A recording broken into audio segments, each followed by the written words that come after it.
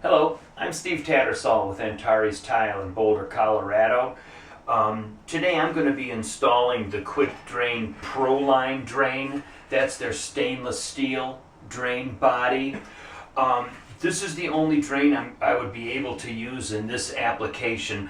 My floor joists are TGIs, and any engineer will tell you cannot cut, screw, dimple. You can't cut an edge off of these structurally. Engineers just raise a holy fit over it. Initially I was hoping to put the drain along the wall here. It just doesn't happen. With this drain body, from the top of the flange to the bottom of the trough, you have 1 inch.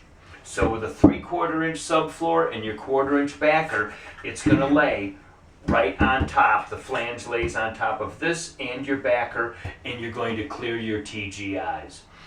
If the floor joists were running this way, I could use any drain that I want. I prefer the shower line. It's much easier to work with the PVC drain. You screw it down into the subfloor. It's a much easier installation than the stainless drain. The other advantage with this drain is that they have offset the downside flange.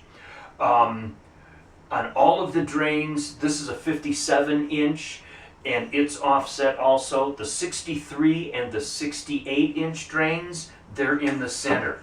But if you have a joist that's going to be in your way, you have the opportunity of turning the drain around, moving this so that you're not interfering with your floor joists. So this drain width here is 1 1/4 inches. I'm going to drill a hole for where the drain is coming through.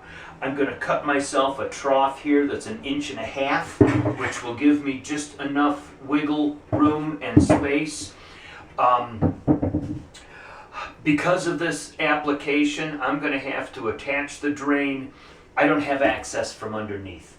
So I'm going to attach the drain to all of my plumbing and make sure that I've got a little wiggle room so that I can lift it to get my sloping panels underneath, and I can lift it to get my backer board underneath this flange from the other side also. So I'm going to go ahead and get my plumbing taken care of, and we'll go from there. So I have the drain hooked into my plumbing. I left myself a little wiggle room, and I can lift it to get my slope panels and my backer board from the rest of the room underneath it. I'm now going to put up my backer board on the walls and then pre-cut my slope panels and backer that's going on the floor. Like I mentioned earlier, because the TGI floor joists are running this way, you can see that this drain is sitting on the joist.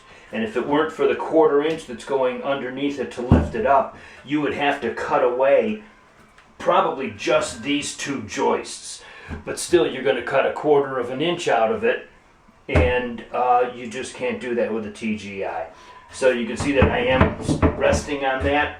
When the other pieces go underneath, that'll lift it up and everything will be fine. So I've got my backer board up on the walls. I'm dry fitting these panels. They fit underneath the drain collar.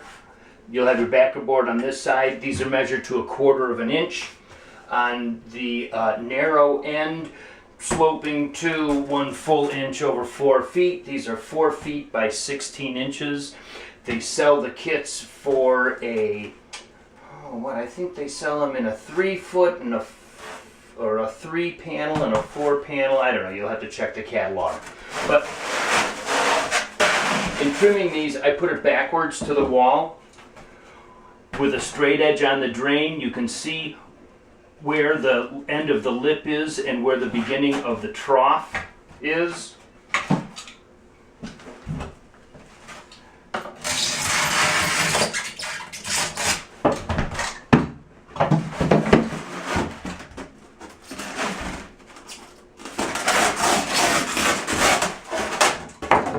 And cut like that. And you know you're right on the money. So I have all of my panels dry fit in place. They go underneath the drain. I still have some wiggle room to make sure that I'm straight to the back wall before I permanently secure the drain. I'm going to mix some thin set and use a 1/4 by 1/4 inch notch trowel to put a layer of thin set underneath here, underneath my backer, push them all down in place. Also, when you're dry fitting these, you need to cut the notch out for the 2-inch down drain from this piece. Otherwise, it sticks out or close to the edge of the flange. You'll go to put this piece in and you'll find that it's not going all the way underneath the flange on the drain. So I've made sure that my drain is parallel to the back wall. I'm getting ready for waterproofing, and you're going to pull this outside layer of this green protective tape off, leaving it over the trough of the drain.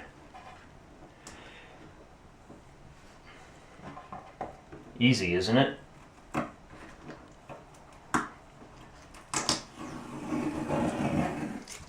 And after you've pulled this off all the way around, you'll get your butyl tape that's provided with the drain,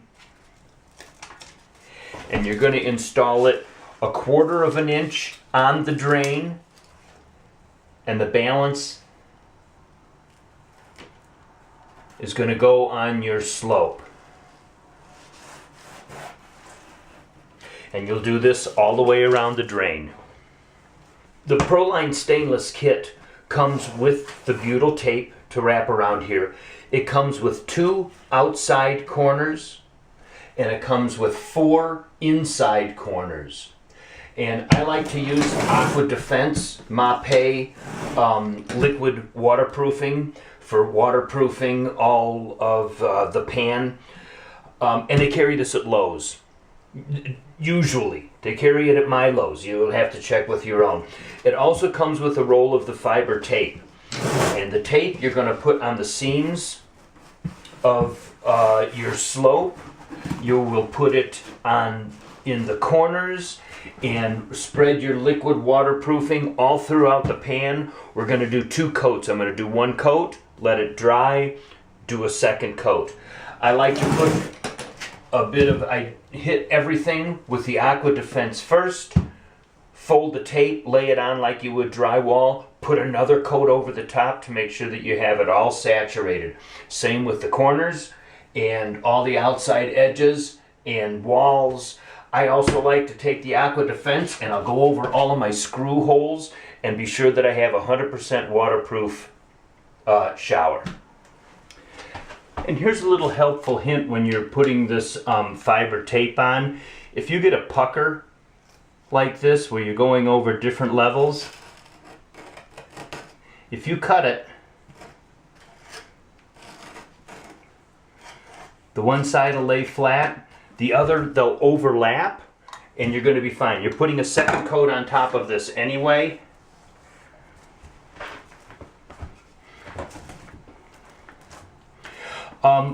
Also, I've done this where I've had a building inspection and they want to make sure that your pan is watertight. And what I've done is I've built a 2nd dam here. I've taken a 2x4 and put it up on edge, and I've used the tape and I've waterproofed that as like a fake curb, and that'll allow you to put an inflatable stopper in the drain, fill the pan up with 1.5 inches of water, whatever they require, and you'll be able to pass code that way. So I put a fan on this after my 1st coat. It was dried in an hour, hour and a half. I was able to put my 2nd coat back on, and I'll be placing the drain extensions tomorrow and the schluter that my tile is going to butt up to next to the drain, and I'm ready for tile. I'm going to tile this floor tomorrow. So that was 1 day between hooking up the plumbing, closing up the floor, slope, drain, waterproofing. Let's see you do that with a curb and pouring a pan. So I've opened up a little square on the drain. I've cut my drain to length here before tile. I'll cut it down again after I get tile up so that it's a good fit. I've opened up a little slot here on both ends of the drain, installed one of the spacer pieces on the drain so that I can see exactly where the drain is going to fit in this trough. I've cut my drain extensions that are going here on the end. The drain extensions come with the butyl tape. You'll put the butyl tape on the back of the drain extension.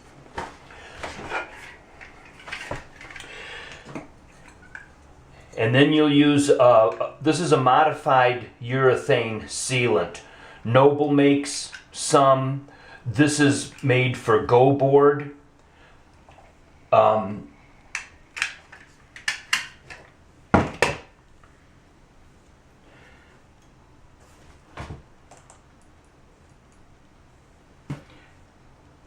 And you'll install your drain extensions on both sides. I'm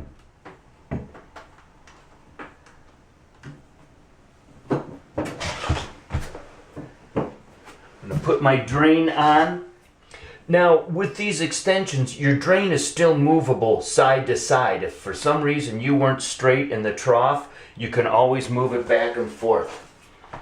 I've also cut a piece of Schluter edging for here. I'm also going to put this urethane sealant on here. This is going to give me my capillary break so that any moisture that may be in this pan or anything that hits the drain will not continue into the room. This capillary break, you want to make sure runs along your drain extension and up the wall.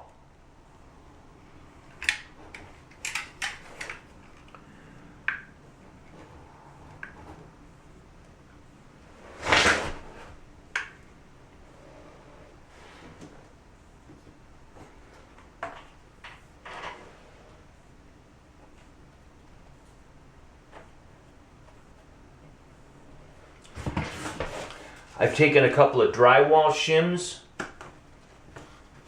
that I can use as a spacer along here so that I have the right distance and I'm consistent all the way across.